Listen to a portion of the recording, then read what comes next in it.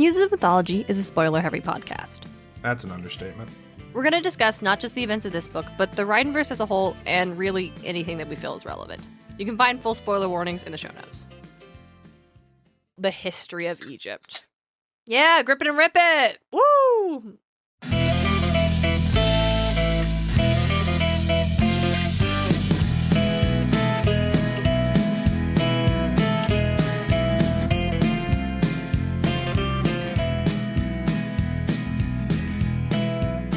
Welcome to Muses of Mythology, a podcast where we explore how ancient myths become part of modern pop culture through the lens of Rick Riordan's The King Chronicles.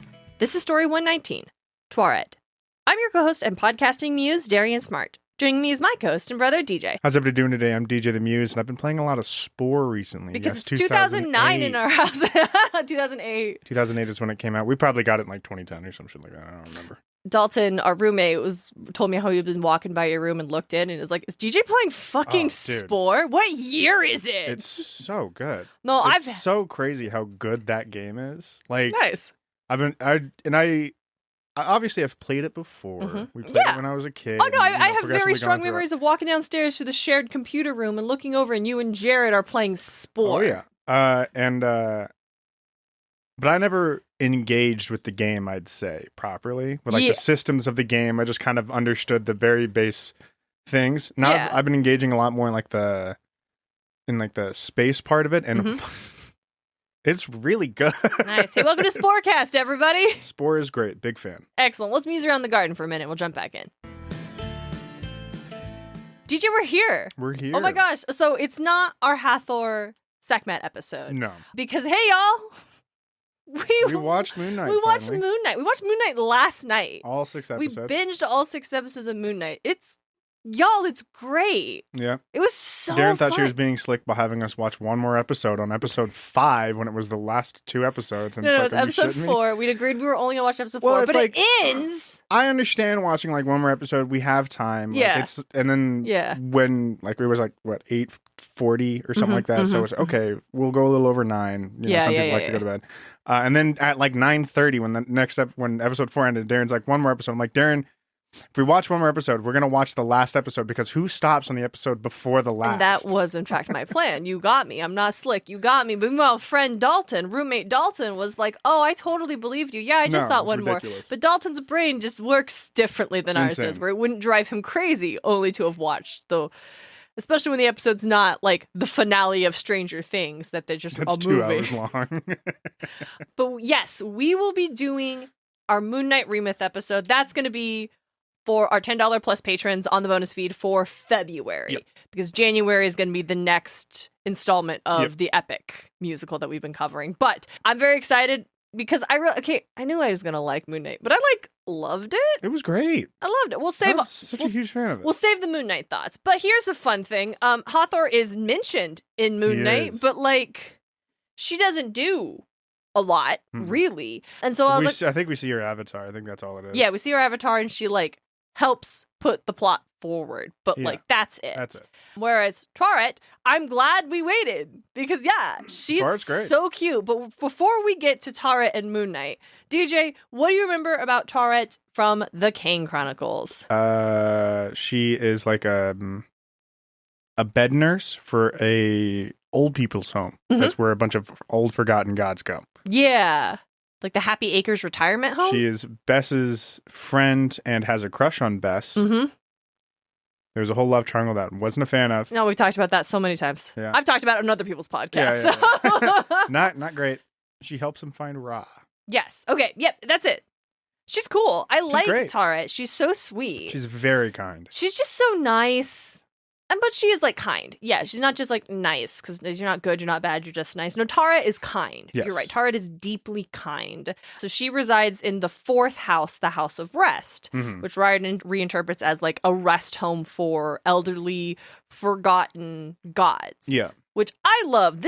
I don't know if I mentioned that. I probably did in the episode. This is one of my favorite Rick Riordan things. Is this reinterpretation of certain things into more human aspects of but this one specifically, this one's really good, is my favorite. Not my favorite chapter, not my favorite characters, but my favorite concept that is a unique Riordan reinterpretation, I like it a lot. Do I like it more than my actual like gas station truck stop idea? No, but that's fine. That's my idea. Of course I like it more. And Taweret's like leaning more into the, did I tell you about this in the episode? Yeah. I did. Okay, good. She's more of like a diner. A diner, stern but kind. Stern but kind. She's chasing off team. Well, we'll get to the what do you don't want kind of lady, if you've seen that TikTok. She's or what don't you want? Yeah. She's also portrayed as super, super, super pregnant. Mm-hmm. And wearing like a bikini top. So, sure. And she has a crush on Bess. Which is like they've clearly dated. Yeah. So she's not, yes. Did Bess say they dated? He implied that they were seeing each other, but he never like fully committed. Like they would hang out often because he told her where his oh god, the thing they need to find. Ba. Was it the ba? I don't think it was the ba. I think it was another thing. It was his real, or his like Ren? name. Ren. Yeah. Yes, because Khonshu eats his ba. Mm-hmm. Hey! We'll get to that. Congratulations to us. Congratulations to us. We finally actually get to move forward with the Khonshu episode. I know. It's going to be great. We're going to get Standby Line. Yeah. Sorry. I really liked Moon Knight. It was so really fun. I knew I'd like it. I never thought I wouldn't like it, but I didn't expect to be delighted. There's been very few things of Marvel that I've hated, like disliked. Mm-hmm. And I knew Moon Knight wouldn't be one of them. Yeah, exactly. Listen, the bar is Multiverse of Madness. Multiverse of Madness wasn't great. Mm-hmm. I wasn't a fan of Wakanda Forever. Wakanda Forever is hard because it's like the movie itself is not super great, but there's so much of the meta, like external narrative around it that you can't really separate from it. Yeah. And it's just. Anyway, but you know what? It's not Eternals either. It's not. Dude, Eternals was rough. A lot of what I don't like about Marvel actually happened in these last two phases. I'm just going to say. And that's fair. Samesies, though. Not welcome to Marvel Cast. No. So Taweret, getting into the mythology first. So her name means the great female one. Mm-hmm. So all those traits of her iconography are like communicating that. So she is almost entirely portrayed as a female hippopotamus standing on her hind legs. Mm-hmm. So not just like a woman with the head of a hippopotamus, she is a hippopotamus, right? She's got swollen breasts and the belly of a pregnant human woman. She's adorned in like a female wig, often with a feathered headdress or horns and the solar disc. Mm-hmm. She also often has limbs of a feline and tail of a crocodile. Her teeth are bared in a snarl when you see her imagery, and it's believed to be emphasizing her as a protector role. Mm-hmm. Sometimes she actually also is wielding a knife. What's that? It's a knife! And it's used to ward off evil and malevolent spirits. And I would just like us all to picture how cute like a chubby hippo with a knife is. You know, the penguin with a knife. Or the mudang. Yeah. How about a little chubby hippo with a knife? Give me a chubby hippo with a knife. That's cute as hell. All right. So while the goddess, to our knowledge, has had no formal cults of worship, scholars believe she was a very popular household goddess with a strong association with fertility and childbirth. Makes sense. Yeah. There's a lot of like pregnancy elements in her iconography. It'd be crazy if it's like, and she was the goddess of beer. Yeah, absolutely. She got a keg, brother. That was wasn't just a pregnancy beer belly. That was a keg, all right? Her epitaphs include Lady of Heaven, Mistress of the Horizon, She Who Removes Water, Mistress of Pure Water, and Lady of the Birth House. There's like a lot of positive stuff. I mean, most epitaphs are communicating that kind of thing, but that like underlines, again, this like household goddess thing where it's like, as far as I understand it, like the difference is like the cults of worship, like Isis, Osiris, Horus, there were places named after them, pharaohs and queens. Yeah, more larger than life characters, and Taweret's just like your neighbor. Yeah, but also it's like your neighbor who always shows up with like, oh, you need sugar. I got it. I got a casserole for you. Oh, if your like house burned down, she would let you stay with her and also show up with a bunch of like, I did a whole like donations. I got everything you need. Yeah. Like, that's what I think the vibe of a household deity is that they're the ones who are like, the Aeneid is like the gods of the royal family, right? Yeah. Whereas like Bes and Taweret, they're the everyman's gods. Yeah, right. I think that's like the vibe when I say, and again, like this is like I've got a very loose understanding of it, and non-derogatory either. Yeah, it's like meant to communicate that they, like you said, the everyman's god, like they were the one that the people turned to in their need. They were the one addressing the needs of the. Listen, you don't necessarily need Isis and Horus when they represent like the pharaonic powers. If you're like, I'm a date merchant, right. I need to make sure evil spirits don't rot my dates. Exactly. She is an apotropaic deity, which is a word I learned during researching for this episode, which means, quote, supposedly having power to avert evil influences or bad luck.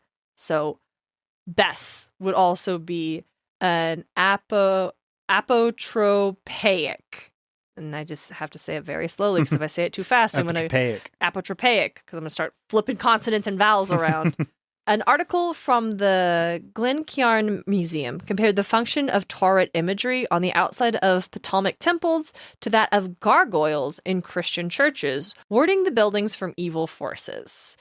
So when you recognize like what was a gargoyle supposed to do, it protects. It's this terrifying thing that protects the church from demons, right? Mm-hmm. Like that's the idea. That's kind of what Taweret was. She was this fearsome being that was supposed to protect individuals from evil otherworldly forces. Yeah.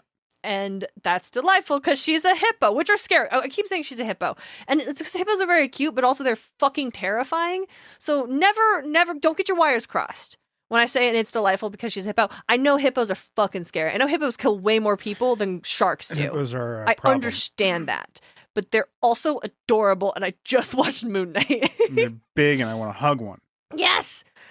So Taweret does not appear in the pyramid texts, but another hippo goddess, Ipet, does. The texts state that the deceased king will suck on the goddess's white, dazzling sweet milk. Clearly just translation choices that someone made. Yeah. When he, the deceased king, ascends to the heavens. Ipet is actually one of several household hippo goddesses, two others being Roret and Hedjet, which had similar roles and characteristics to Taweret.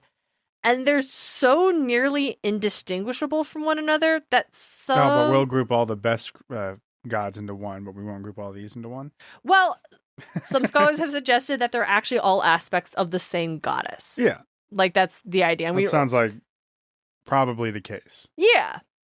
Tara appears on protective amulets as early as the Old Kingdom and then throughout the history of Egypt. Her likeness was also used on beds, headrests, cosmetic items, quote, items with fertility significance, and jars used to hold breast milk. And God, they were pumping early. I mean, yeah. Yes. Crazy. Listen, from what sometimes babies just didn't latch. We got to figure that out, okay? That's been a problem through all human history. That's just a thing that happens. But yeah, early on, you would have like these jars with Taweret on it to like protect the breast milk within. Keep the breast milk fresh. Yeah.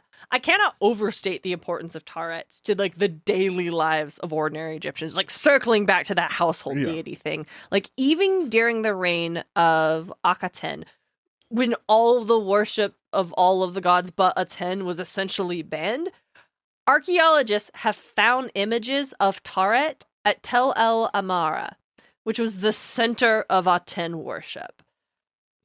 So, like, basically, we were breaking the law to worship. Breaking the law. Like this, like Taret's presence at that place at that time shows that the common people did not stop worshiping a goddess who acted as the protector of pregnant women. Like they were told, like, no, Horus, Isis, Osiris, done. Get rid of them. We're done with that. And everyone's there is still like one person we do need to keep watch over, and it's our pregnant women. Okay, we need to keep that in mind. But that was not what the royals or like the priests and stuff, they were like, no, Aten's the only way, we're gonna follow the rule. No, and the common folks were like, listen, fine, take everybody else, but you're not taking Taweret. Yeah. Like that is how deeply important she was. By the New Kingdom, Taweret became one of the goddesses who appears in the distant goddess myth, which we've mentioned a couple times. And this is the myth about the Eye of Ra, who becomes angry with Ra and then flees Egypt, going to either like Nubia or Libya, kind of just depending on the source. And when she's convinced to return, often by Thoth, this is when the eye is often transformed into some other form. When it's Taweret as the eye, she is then transformed into the hippo goddess, whose movement on the Nile causes the annual life-giving flooding. Which sounds contradictory since we talked about Happy in the last episode, who was like the god that represented the flooding. But remember, this was not a static belief system. It lasted over 5,000 years. Yep. So that's a long time. It was a very long-standing civilization, fellas. Man, I fell off the thing I wanted to do this season, which was every time I mention like a date and time, it's like, and compare it to something else. But there's just so few things happening in the rest of the world. Eventually, you just start to repeat. The cradle of civilization was like the Mesopotamia area in between those two rivers. And then, like, from there, a lot of people probably went down south because it was warmer. Yeah. Okay, that's where that's where it started. So that was much earlier than, okay, fine, we'll brace the cold, you know? and also that's not, I'm not implying that other places around the world had like nothing going on. Stuff. We just don't. Babylonia was happening, but yeah, and we just don't have the archaeological record to like communicate what was going on, nor do we have evidence that other places of the world were doing this grand scale. We also have those forgotten Minos people, so yeah, and those weren't even right, like the people of Crete. Some scholars have claimed her role in the Nile flooding is where the epithet "Mistress of Pure Water" came from. However, others will say that this is actually a reflection of her function as an afterlife deity, like purifying the dead so they can enter the afterlife. In the New Kingdom, Taweret would often be used to depict northern constellations, which I thought was pretty cool because I fucking love stars. Great. Cosmological texts showing a constellation of Taweret are often labeled as Isis, Hathor, or Neith. And scholars interpret this as other goddesses taking the form of Taweret when assuming the role of protector.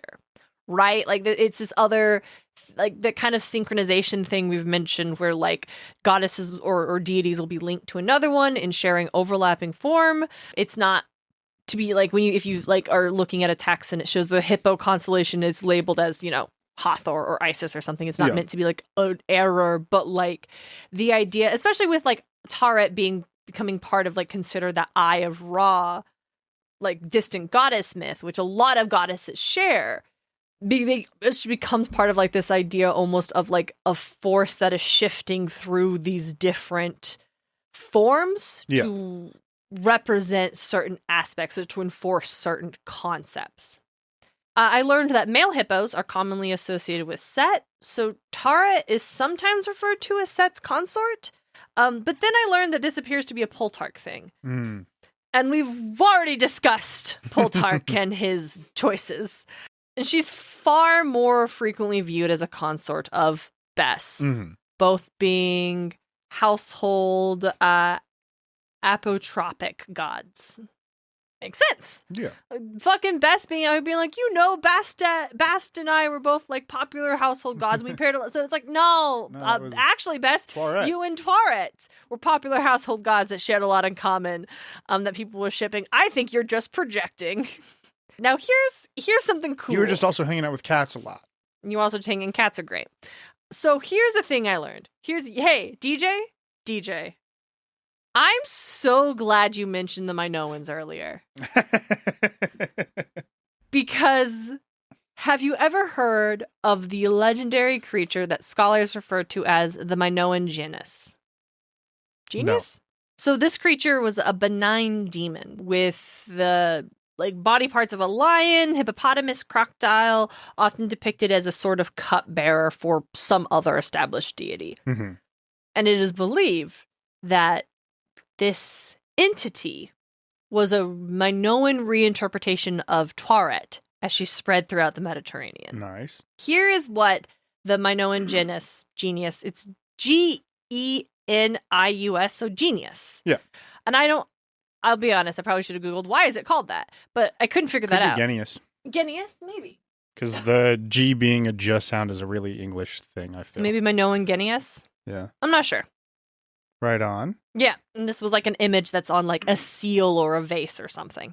And so I got super interested, and I'm like, what up? Also, how? If you showed me this creature and say, yeah, this is a creature from ancient Crete, and then you showed me Taweret, and you'd be like, yeah, she was inspired by Taweret, I'd be like, how and why and what's going on here? So I did some digging. And this cultural transmission is explored in the 1999 article, The Transformation of the Egyptian Taweret into the Minoan Genius by archaeologist Judith Weingarten. And Weingarten is like gone back in like old. So the Taweret that we've been discussing, the one that is most defined. Yeah. This is largely like, even though I said like images of Taweret date back to the Old Kingdom, but the goddess is like this most defined version that we understand her as would have been a New Kingdom thing. Yeah. This cultural transmission would have happened in the Middle Kingdom before Taweret became as well defined as she did. And Weingarten has argued that the Minoans were gravitating towards Taweret's connection to pure, nourishing water. Mm-hmm. Thus leading to the reinterpretation and just a kind of recontextualization of Taweret to meet the Minoan needs. Thus how we have like this hippo fertility goddess becoming transformed into this Minoan Genius character. Yeah. And I thought that was super fucking fascinating. Hell yeah. And that is what I have for us about Taweret today. I only got Moon Knight. She's not in Smite. She's not in Smite? Damn, I was really hoping she'd also be in Smite, so it couldn't just be Moon Knight. I guess it can just be Moon Knight. Hey. Moon Knight's great. Moon Knight's great. Taweret and Moon Knight, really good. She's so cute. When she first showed up, like at the finale of an episode, of episode 4. Yeah, I just like shrieked in delight because her voice is so cute, and she's just like hi in her ear, like talks with her hands a lot. Yes, she's so got her hands out in front of her.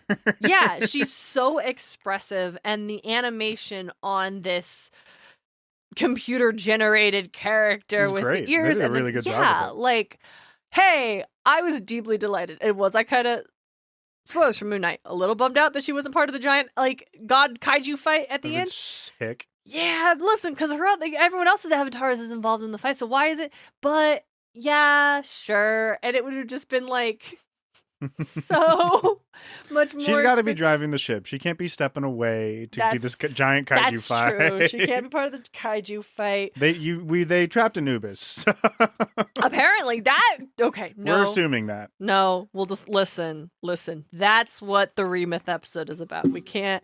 But so Taweret in Moon Knight, she is specifically like the character of Steven identifies her as the goddess of like childbirth and fertility. Yeah. Which, yes, as we discussed, she is among like being like a protector goddess, like things like that. She is in the show operating as their guide through the Duat, through the Egyptian afterlife as they're heading towards the field of reeds. Weighing their heart, even. Yes, she's also the one who physically pulls out their hearts and puts it on the scale. I'm so stoked that worked. I was afraid I was going to put a hole in your chest. Yeah. She's so cute. So she's like, this is her first time doing this. And she's got like a ton of notes that she's like, let me just flip through. Like she's got a bunch of note cards, but they're all papyrus scrolls, which is a very good touch. Yeah. Talking about how she's like, they haven't had anybody go through the Egyptian afterlife in a while. Yeah. So bet. But also, she's doing a great job. She's doing her best, and her best is pretty good. Her best is pretty good. For a first time. But she's also the one, like you said, she's driving the boat, she's doing the scale, she's guiding them through, she's doing a lot. And we've talked about how the goddesses are always like doing the most. Like every goddess has like an underworld goddess aspect, which Taweret, as we just covered, doesn't really, but she is part of the pyramid. Well, Apet was a part of the pyramid text in helping cleanse the deceased king as he journeys through the afterlife. So Taweret, like basically every other goddess, has that like facet in her. Yeah. I did not look up Taweret in the Moan from the Moon Knight comics to see what her function in the actual comic book lore contributed to where we're at now. I wouldn't be super surprised if it turns out like Anubis has been like an antagonistic character in the Moon Knight comics, because that does feel like a thing that comic book authors would have done at some point in time. It does seem like she is adopting a lot of responsibility. It looks like she still does the same shit with Layla. Fuck yeah! So Layla still becomes her avatar. I like that. Can't imagine that'd be too evil, right? I mean, hold on, that's... Scarlet Scarab is her hero name. Scarlet Scarab! Her dad called her his little scarab. That's super cute. We will talk all about this article. In 2023, it was reported that Marvel has major plans for Moon Knight's breakout hero, Scarlet Scarab. I'm sure she did. Yeah. Aw, okay. So in the comics, she's part of the Aeneid, which we've only really been talking about the Heliopolitan Aeneid, where she is not part of it. But that doesn't mean, like we said in that episode, there are different Aeneids. Yeah. I'm not going to get into that. So I'm reading this real quick in the comics. So Layla dies. Tara oversees her judgment. Layla believes she was actually a mercenary in the comics, and she believes that because of that, she is actually, going to be doomed for an eternity of torture. Yeah, not quite how the Feather of Truth works. Yeah, but to everyone's surprise, her scales are balanced. So she is, like, showing that she's actually, like, ultimately you are a good person. So Taweret is like, yeah, you're not finished yet, and bestowed upon her the abilities, turning her into the Duwat's champion, the Scarlet Scarab. Outstanding. And that's super tight. And that seems to be the only thing that Taweret has done in the comics, because... I thought it was funny that whenever... Okay, here's the fun fact. This event happened after the Moon Knight TV show. Moon Knight TV show was 2022. This first appearance of Taweret in the comics is Moon Knight City of the Dead #2, which was published date August 2023. Outstanding. Which means they have recontextualized, like, we are cool. The show is influencing. Which happened? Okay, again, Harley Quinn came from the Batman the Animated Series. Yes. So it happens all the time. Also, they never said her name, her superhero moniker in the... No, they don't. Yeah. That's why it was a shock to both of us to see it. She was cool as hell. She was great. Love her design, too. Oh, but the Scarlet Scarab looks like is a figure that exists. This is probably for the Moon Knight Remyth episode. Yeah. I'll dig in more. We'll find out more about it. God, Moon Knight was so good. But yeah, Taret's just a delight. She offers... Whenever she would possess dead bodies, and those dead bodies would also start talking with their hands, and I thought that was really cute. Yeah, just emphasizing like her physicality, yeah, their motions. It's so kind of horrifying because there are dead bodies. And it's like clearly like they're not supposed to be moving anymore. Yeah, but it's still her very like sweet and charming voice coming through them as she's trying to communicate to Layla as things are really breaking bad.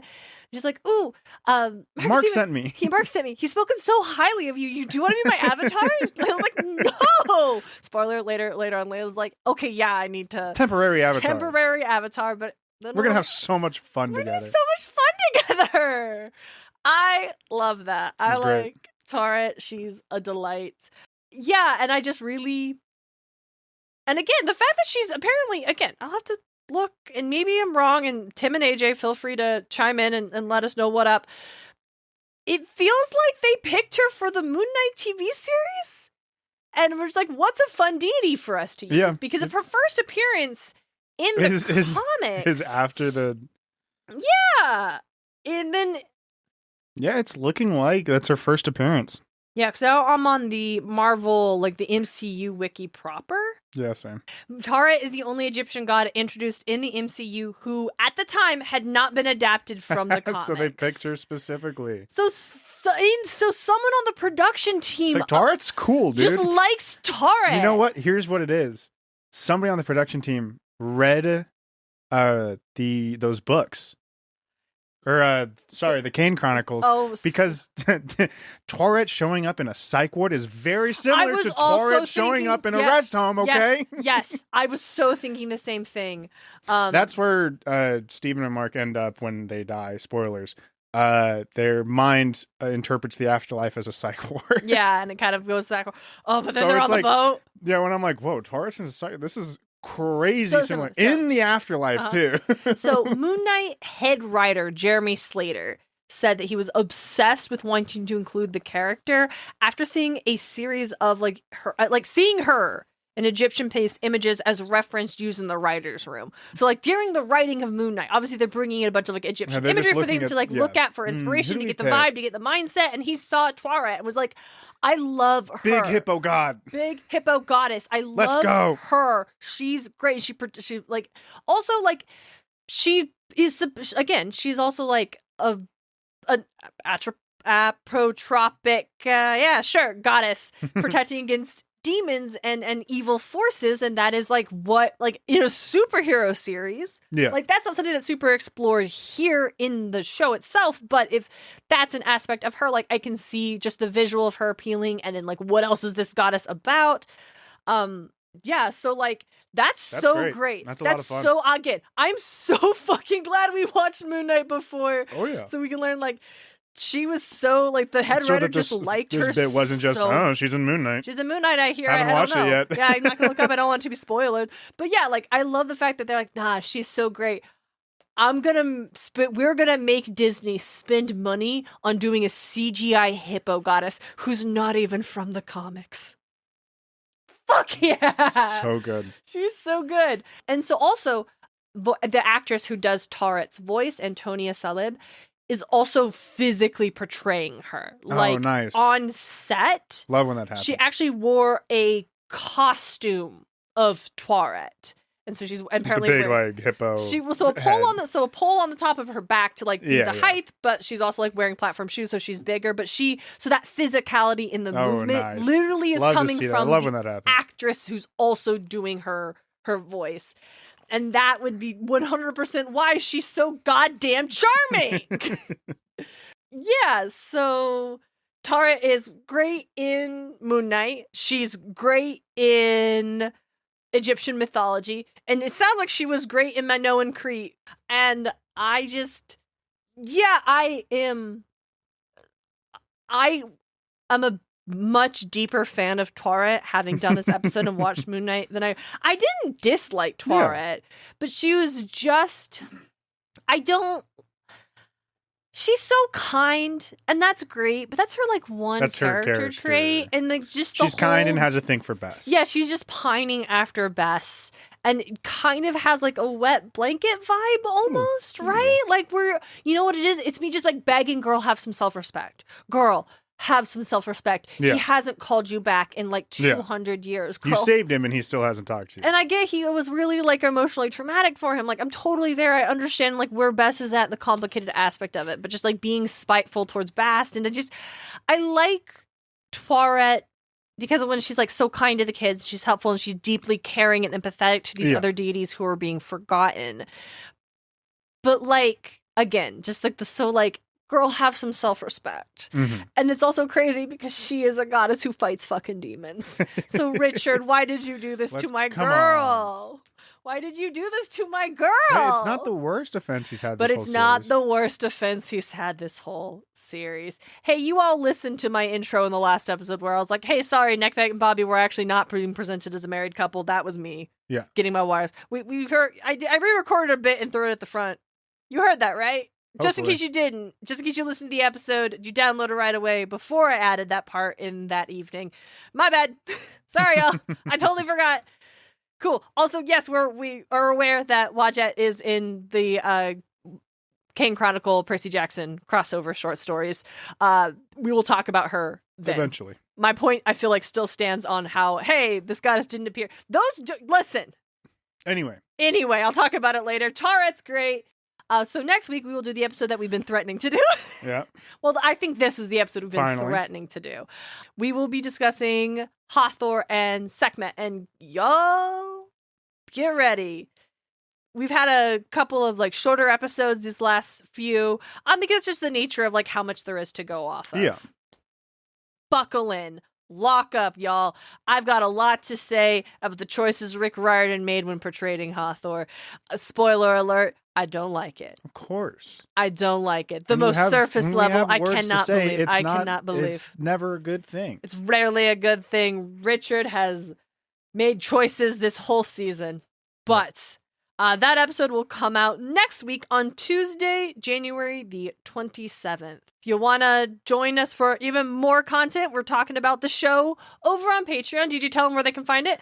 Patreon.com/Muses of Mythology. We got so much good content over there. We just got done with our Musemas. It was absolutely fantastic. It's where we talk about a bunch of adaptations of A Christmas Carol. And it's also where we're going to talk about the Percy Jackson TV show. Absolutely. And as Darien said, this month our Remyth episode is on the epics. I think it's the Wisdom Saga. And next month's is going to be on Moon Knight. So join us over there, and we'd love to see you. Yep. Shout us out. Check it out. Or you can join us just on Instagram. Also, if you join us on the Patreon, you get access to the Patreon Discord, which is very fun. Yeah. Folks seem to like it. I like it. I always have a good time. It's pretty active. Pretty active, yeah. And folks tend to have fun, talk about goofy things. Thank you so much for joining us for this episode.